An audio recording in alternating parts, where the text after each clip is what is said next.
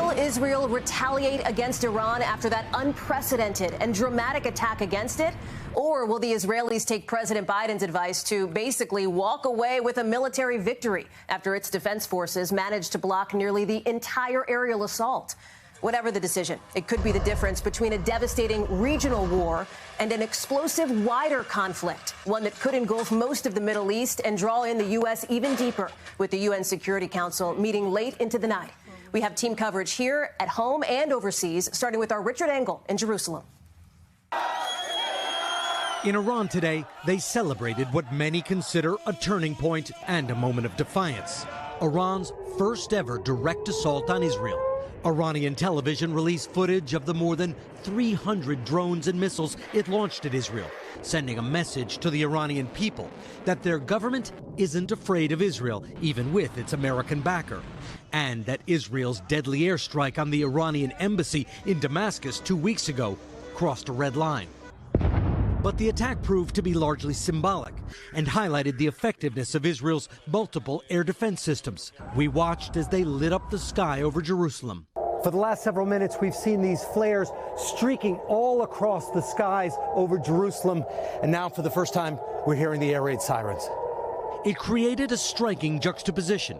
The world's most advanced air defenses countering drones over the ancient, holy, contested city. This is unacceptable.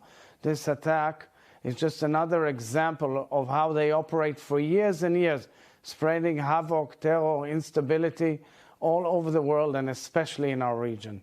Israel says it destroyed 99% of the incoming Iranian fire, stopping all of the 170 Iranian drones and 30 cruise missiles before they even entered Israeli airspace.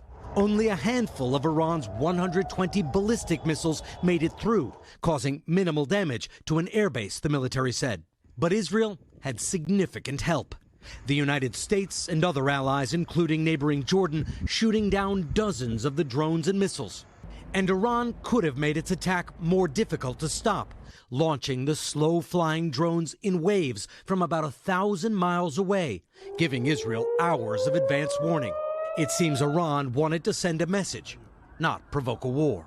Prime Minister Netanyahu convened his war cabinet and left vague any military response. Over the last few hours, we approved operational plans for both offensive and defensive action.